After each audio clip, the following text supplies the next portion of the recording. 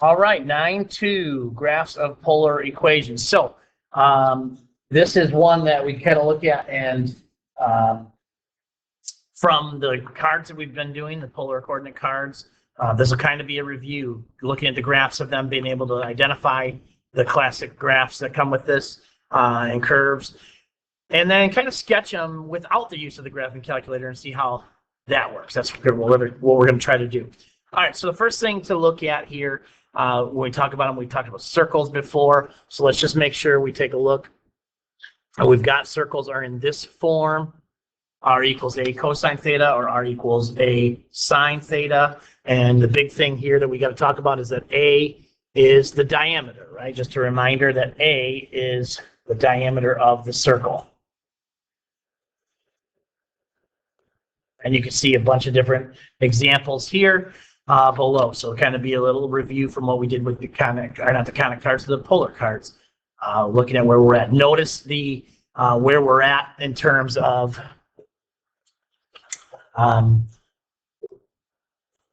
symmetry with the pole. On this one, this is opposite because we have a negative a value. This is sine, so it's positive up here, negative down there. So just making note of those things, just a reminder. All right, the next one, limicons. So here, the big thing, the equation we're looking at here is you've got r equals a plus or minus cosine theta, or you might have r equals a plus or minus b sine theta. A and b, and in that case, a and b are both positive. So that's where we talk about don't worry about the sign when we do the a over b stuff like that.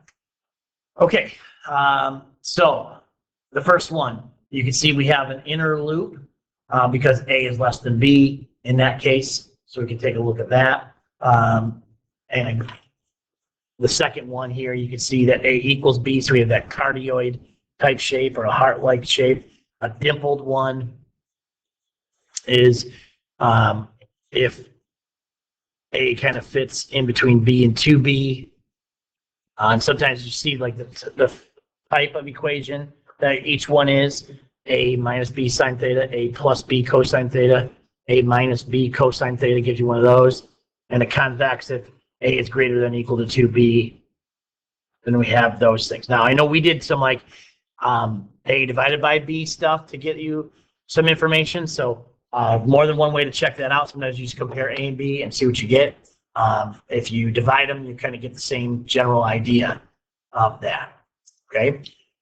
But again, just making sure that we point this out, that we know that a and b are both positive here, knowing that. So the sign in the middle doesn't matter. It just kind of determines the graph, but your a and b values are positive. Okay. So that way, when you add them up for your main axis and stuff, it's going to stay positive. All right, the next one, roses. So we kind of talked roses here. Roses, we have this equation that r is a cosine n theta, or maybe r is a sine n theta. N has to be greater than or equal to 2 and is an integer. And the rose has n number of petals if n is odd and 2n petals if n is even. So we kind of talked about that quite a bit with our cards. Okay, so again, just things to look at. A, of course, that's going to be the petal length.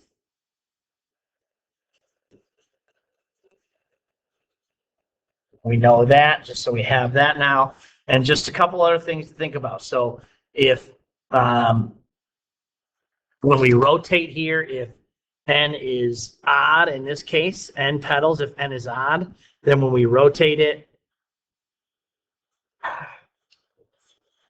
it's going to be 2 pi divided by n. If the petals are even, then when we rotate here,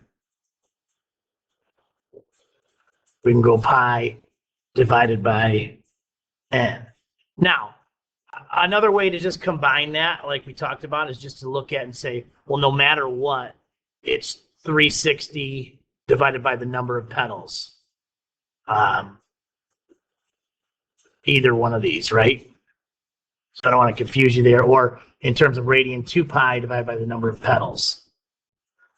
Just kind of helps us that way. Okay.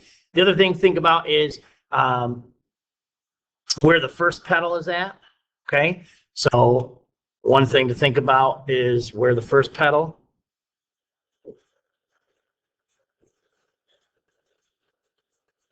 Another way of thinking it is it's going to be at the line theta equals pi over 2n.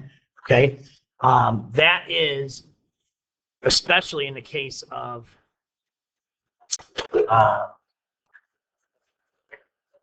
when we have sine. Okay. All right. The next one. We've got one that we talked about and the other one that we didn't really quite talk about, lemniscates. All right, lemniscates. All right. So in this case, you've got the r squared equals a squared cosine 2 theta, or r squared equals a squared sine 2 theta. It's always going to be 2 theta here, and there's always going to be the squared terms. Okay, so it's always set up nicely. So your petals are here. Your petal length, again, or your loop length, I shouldn't say petal length, your loop length here is going to be A.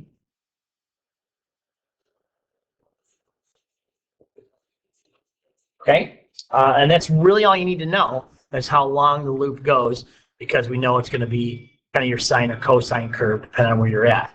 Depending on that cosine or sine is the symmetry, right? You're either going to be along the pole if it's cosine, or you're going to be at pi over 2, or sorry, pi over 4 if it's sine. All right, and one we didn't quite talk about is the spiral of Archimedes, and that's this one here. Ooh, sorry, bless me. And this is a different type of equation. You see you've got theta's got to be greater than 0, and then we'd have r theta plus b. In this case, a different type where you get a spiral action. We haven't talked about those. We don't focus on those a whole lot.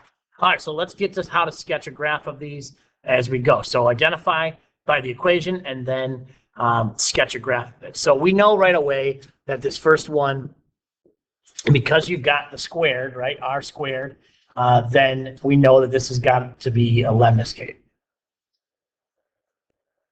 So I'm just going to write it down here. Okay, so from here, that's what we know. And now let's try to graph it. So we know that our petal length is A, but that's, remember, this is A squared, so our petal length has to be 3. Our petal length, or I should say loop length, is 3, okay? And because it's cosine, I know that it's going to be symmetric with the polar axis. Okay, so if this is 2 here and 3 and that's 1, so now I know that if I'm starting at the pole, basically going to be here is going to be my length, and then it's also going to be on the other side. It's going to flip to 1, 2, 3 here. So I just kind of go up and make it come down here.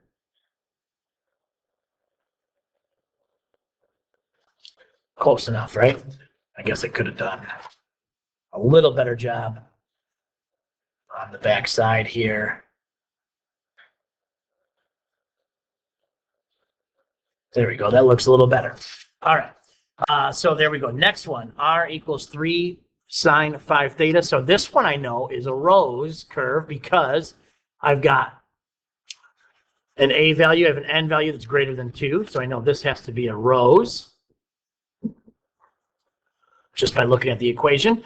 And so now we have a little bit of work to do. So let's look at where we find petal 1. So if I look at the first petal, because it's sine, right? Because it's sine, I know it's not on the polar axis. So this would be pi over 2n.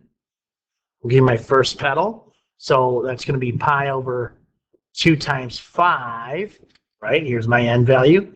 So pi over 10 would be my first petal. Well, I've got pi over 2, pi over 3, pi over 6. So pi over 10 is kind of going to be somewhere in here. So that would be where my first petal goes. Remember, it has a value of 3, so that's my pedal length. So I can get my first pedal, 1, 2, 3 out here.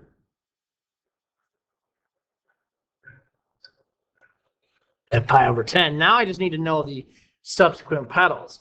So when I look at where the rest of the pedals go, I know that it's going to be 2 pi over n, because we're dealing with the sine curve. So 2 pi over 5. That's how many we're going to have to, how many radians we're going to have to rotate. Well, that comes out to 72 degrees. I know it's not fun and even, but it's going to kind of take us to, if we convert it to radians, that's okay. It'll kind of take us up here. The next pedal would kind of go out in this direction here. And then the next two are below the polar axis here. And then this one's kind of right on that symmetry, 5/3 pi. And then the next one will take us back up. So there is our rows. All right, 2 more. So r equals 2 cosine theta. So this one I know is just a simple circle. Okay, because we've got a radius, or we've got a radius here. You got your a value, and that's it, cosine theta. So now I know that I've got my diameter of 2, and it starts at the pole. Because it's cosine, I know it's symmetric with the pole. So I just have a radius here and here. Oops, sorry, not there. I just have a diameter here to here. So then I just do my best to make a circle like that.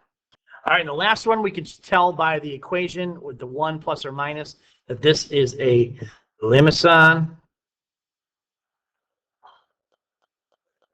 Has that weird looking C, okay? And this one, if we go, we know that we're going to have what type of equation it is. It's going to be a dimpled one or a cardioid. And so now we're looking at 1 plus 1 is 2. So it's going to have at the pole, because of this negative, it's going to be reflected this direction, okay? So we're going to be a radius of 2. So starting here is going to put me out here. And I know that then it's going to come around and kind of cardioid this thing out that way. All right, so that's it. Kind of just identifying them a little bit more and learning how to sketch the graphs as we need to. And that's 9.